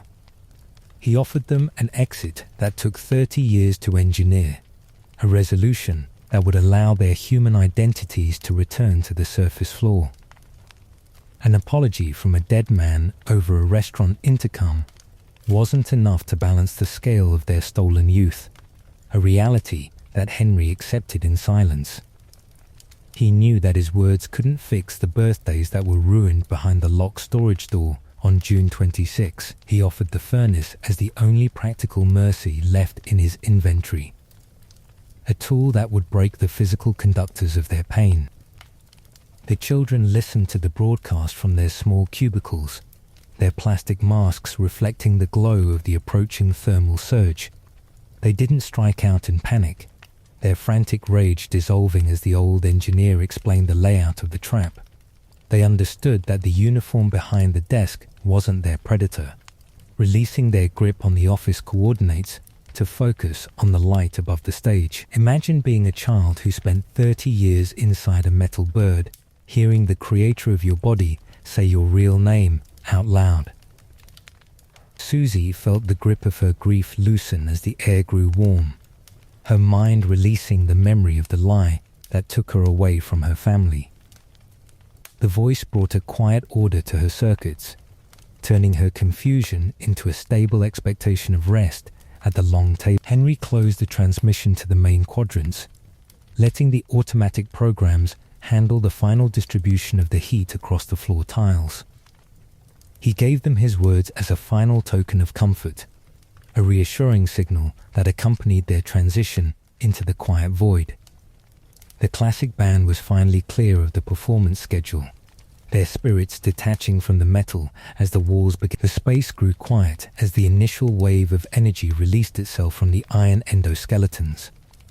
Henry watched the lines on his dashboard steady, knowing that the spirits were leaving the facility parameters for the last time. They didn't have to carry the microphone or sprint down the western corridor anymore, finding the calm state that the brand denied them for a generation.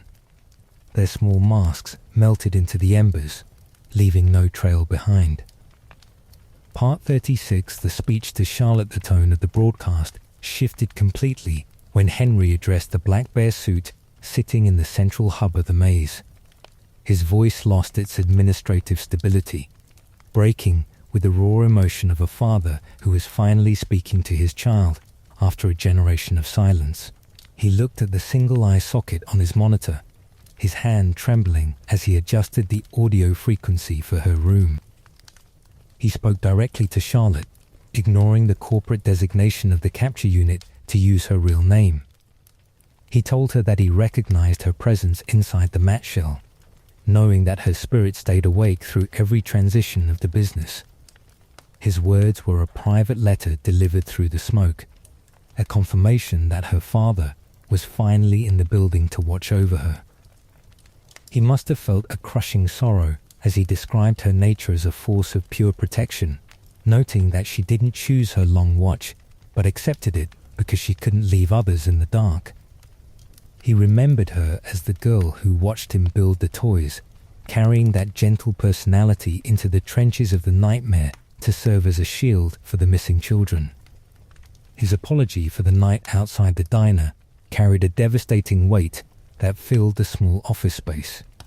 He blamed his own reliance on an automated watchman for the tragedy in the rain, acknowledging that he should have been at the door when the purple car pulled into the narrow alleyway decades ago. His silence was a betrayal that he spent his remaining years trying to correct with his tools. He promised his daughter that her long watch was finally over, telling her that she didn't need to serve as the guardian for the other victims anymore. He explained that the maze was sealed, ensuring that no other predator could exploit the brand name to harm families. He offered her a chance to rest, letting the fire doors close over her costume to end her performance for good. He noted that he always knew she would return to the facility because protecting the innocent was simply who she was as a person. Her spirit didn't suffer from the confusion that turned the others into hunters, operating with a clarity that kept her focused on the preservation of the group. He built the cage to secure her presence, but he used his voice to guide her soul toward the exit. Picture the black bear costume sitting motionless, while the father's voice echoes through the internal speakers. Charlotte felt the sedation matrix dissolve as the air grew thick, her mind recognizing the individual who built her first home. The watch was finished, the technical parameters were cleared, and the door to her childhood was open at last. She didn't have to carry the mask into the void.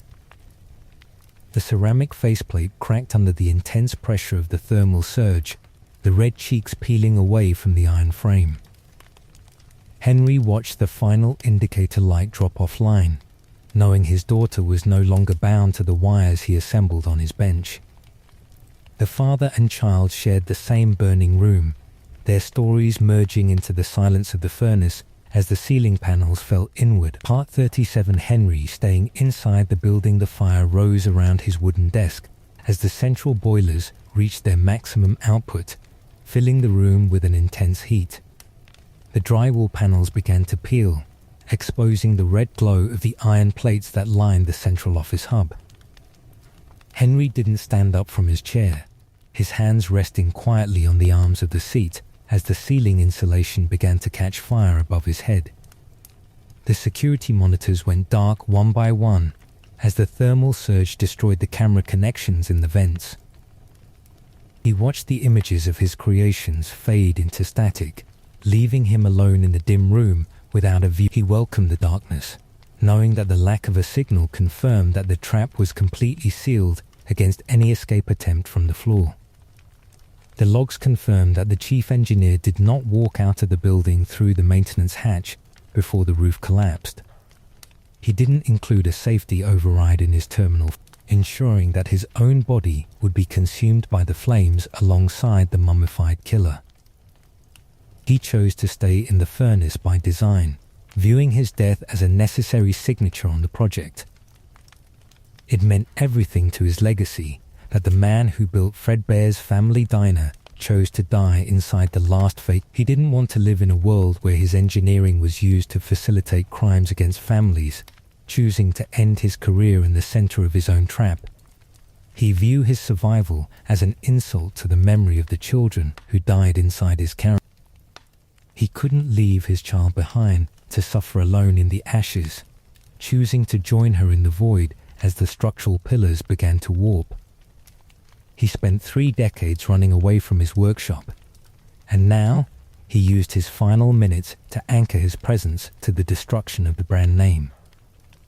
He wrapped his guilt in the smoke, letting the heat break his remaining link. Imagine sitting in that room while the plastic consoles melt into liquid slag on the floor tiles, your tools turning to ash before your eyes. He felt the smoke enter his lungs, a physical termination that matched the gravity of his choices across the timeline. He didn't look for a way out, letting the fire erase his calling card from the corporate registry for good. The walls fell inward on his desk before the clock could advance, burying the inventor beneath a thick layer of scorched bricks.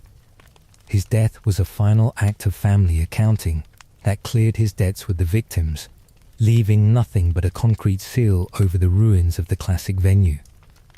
He left the world behind, his final project completed in the silence. The embers cooled over the course of several days, leaving a silent mound of debris beneath the grey sky. No corporate executives arrived to salvage the remains, the location listed as a total hazard by the city inspectors. Henry's final blueprint achieved its purpose, burying the tools of the nightmare deep in the dirt where no human hand could reach them again. The story found its physical boundary in the ash, Break Time Code 2/Men, Section 7, What Henry Left Behind. Part 38, Whether Charlotte Found Peace.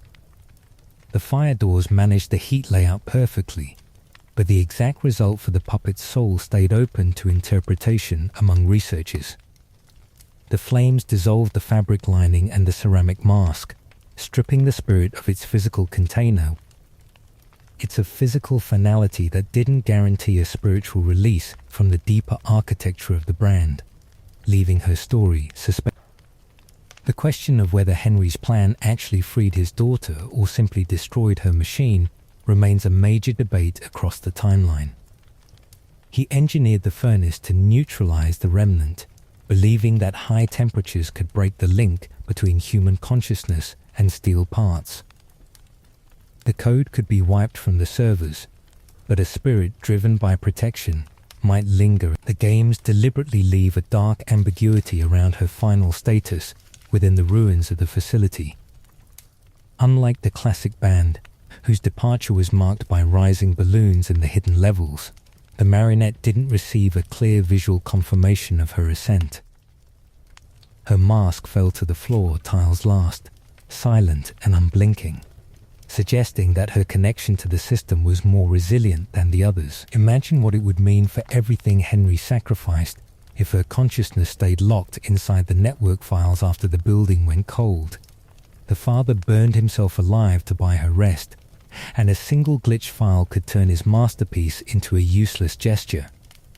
The curse might adapt to the modern era, forcing her spirit to monitor a different configuration of the presence of the massive conglomerate in the deeper levels of the later games suggests that some components retain their spiritual charge. If the metal remembers the old suffering, Charlotte might be forced to continue her watch within a tangled mass of wires beneath them all. Her loyalty could become a permanent chain that prevents her from reaching the quiet void she spent 30 years protecting others, and that deeply ingrained baseline of behavior might prevent her from leaving the system while a scrap of the virus stays active. She wouldn't use an exit door if her predator maintained a presence in the code, choosing to stay in the shadows to monitor the danger. Her watch became an extension of her identity, independent of her father. The final sheets of the incident report leave her story suspended in a quiet void that lacks a definitive certificate of release. The white mask sat in the ashes, its black eye sockets empty of the silver light that defined her presence during the operational years. The Watcher stayed hidden, an unresolved mystery in the rubble that proved how difficult it was to clean the past. The modern entries show a changing scope where old memories are converted into digital files for a virtual product. If Charlotte's energy entered the system through a scanned motherboard, her watch would resume in a fresh theater of operations that her father never anticipated. The Guardian would have to face the virus without a physical shield, her spirit locked in a loop that ignored. Part 39, Michael After the Fire. Michael Afton stayed behind in his security chair while the central office terminal filled with black smoke. He didn't look for his keys or attempt to clear the debris blocking the main corridor, choosing to remain at his post until the end of the shift.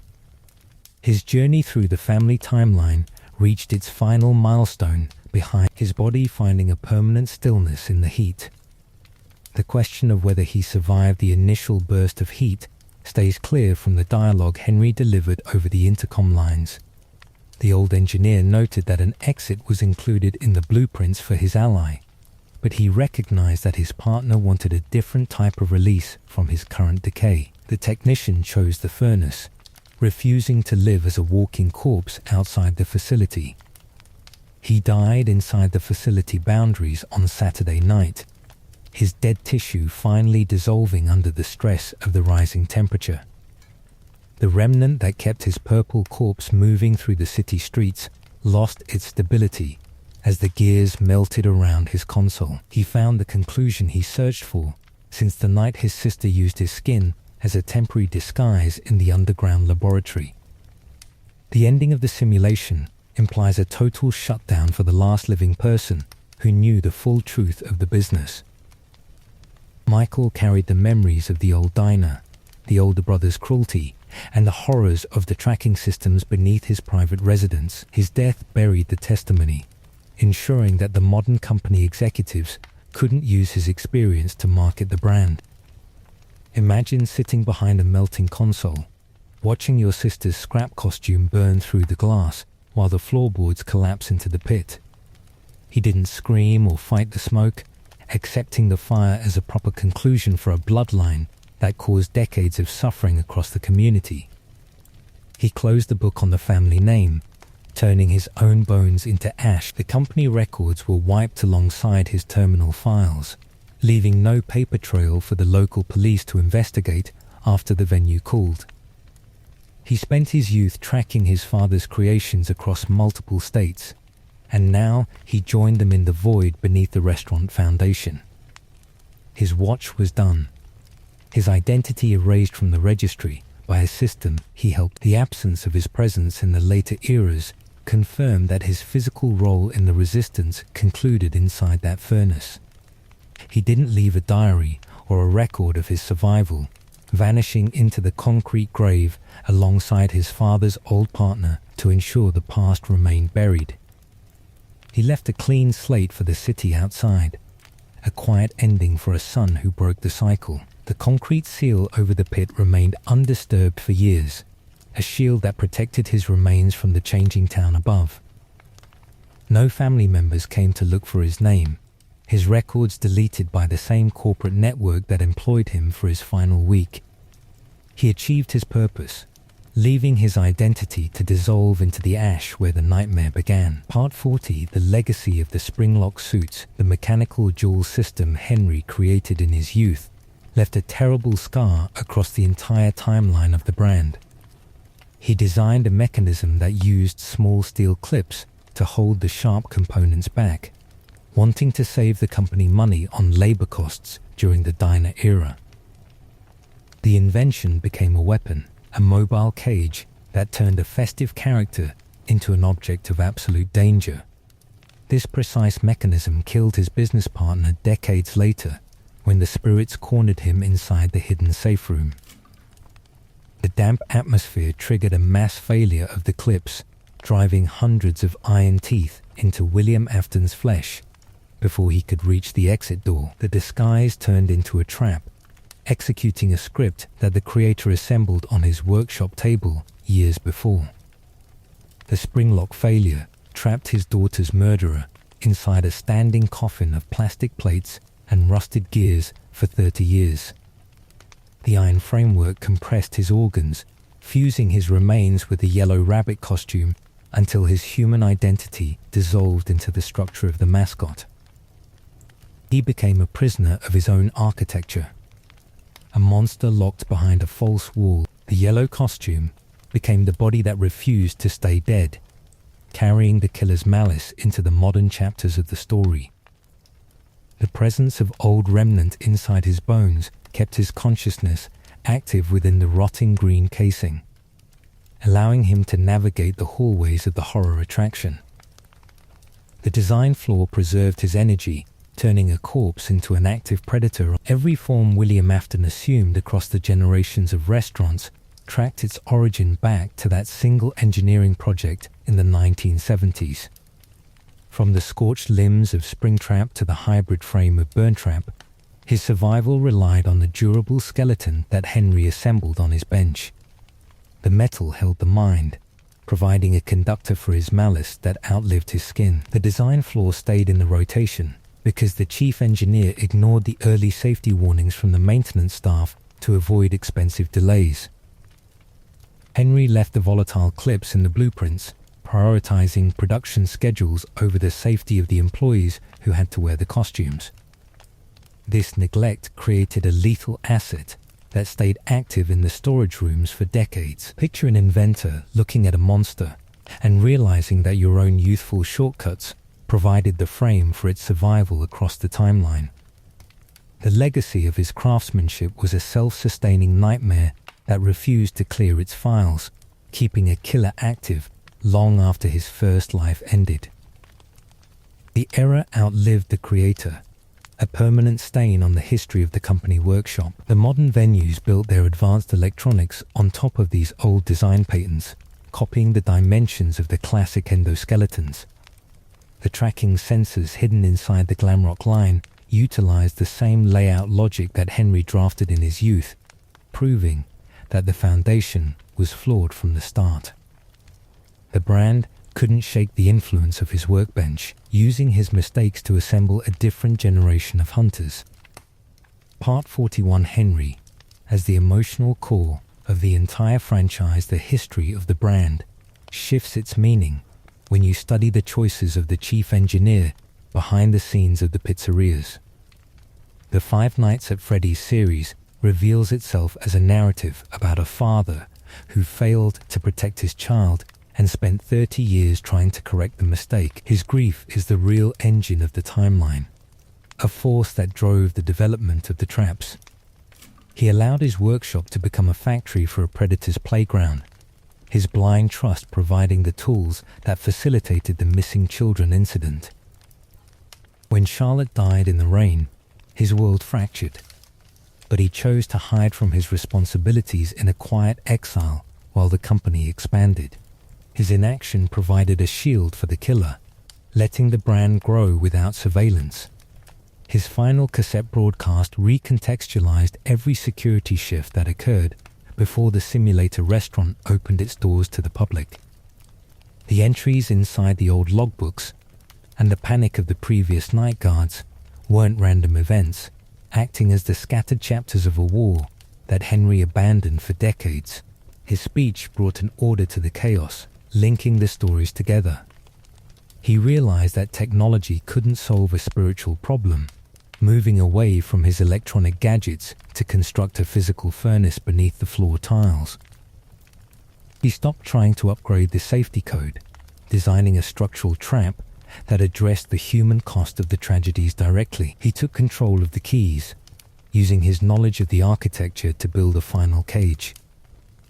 A man who burned himself alive inside a fake pizzeria stands as the closest thing the franchise has to a hero. He didn't seek a public trial or a corporate clearance, using his final hours to ensure that the secrets remained buried beneath a thick layer of concrete forever. He paid his debt to the community with his own life, ending the cycle of negligence he initiated. Imagine the weight of an old builder who carries the names of every victim inside his design journals until his fingers shake with age. He didn't offer a theatrical speech to the community, speaking directly to the souls inside the vents to offer them a path out of the metal prisons. He became a judge, a creator who accepted the burden of destroying his own art his sacrifice broke the loop of corporate denial that allowed the brand to survive multiple police walkthroughs across the decades. By choosing to die alongside his creations, he ensured that the blueprints couldn't be copied by modern technicians looking for an easy shortcut to profit. He closed the facility doors on his own name, leaving nothing but a story in the rubble. The story shifts its weight onto his shoulders because he stayed human in a world dominated by industrial machines. While William abandoned his family to chase an empty promise of immortality, Henry leaned into his pain to construct a functional resolution for the group. He didn't want to live forever, choosing to turn his workbench into a tomb to ensure that the children finally received an advocate in the dark. Part 42, the unanswered question Henry left behind the final accounting, leaves a dark question regarding the true value of Henry's intervention at the end of the simulation. The games refuse to confirm if his self-destruction achieved real atonement, or if he simply ran out of choices after his family dissolved in the shadows. He built a trap because he couldn't live with the silence, using the fire to escape his own workbench. The timeline provides no clear certificate to prove that Charlotte received the quiet peace her father promised her in the smoke. Her mask sat in the ashes, but her protective nature might hold her consciousness inside the glitch code as long as a scrap of the virus stays active. The father's word wasn't a guarantee, leaving his daughter's soul suspended in an unstable state. The children he freed deserved a better resolution than decades spent inside heavy mascot costumes before an adult finally showed up to help them. Gabriel and Susie had to live as monsters for a generation, their youth stolen by a company that prioritized daily profit margins over a real investigation. The rescue arrived late, a half measure that couldn't fix their stolen lives. Henry's delay allowed the agony to saturate the building foundations completely, leaving a permanent stain that the next company scanned into their servers.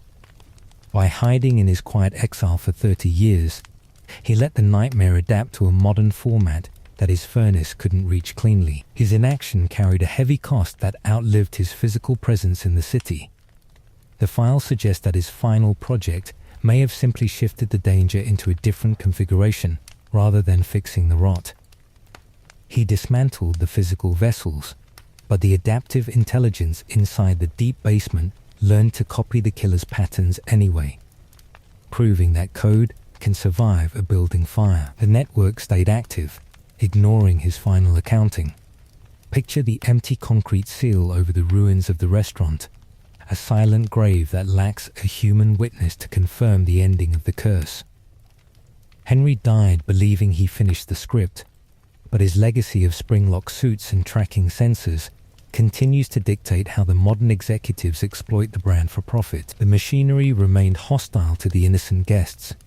He successfully made sure that William Afton couldn't keep choosing to hurt children inside a physical venue, and that remains his only certain achievement. He broke the founders' partnership with a final match, leaving the remaining timeline to struggle with the digital virus born from his workshop tables. He ended his life, but the gears stayed awake in the dark. The final balance sheet leaves the inventor suspended between heroism and tragic negligence. He cleared the immediate rooms, but he left the structural blueprint of the curse active inside the memory of the town. When the neon lights of the new complex clicked on years later, the developers dug up his old parts, using his designs to assemble a different set of jaws that would continue the cycle without his hand to slide the doors shut.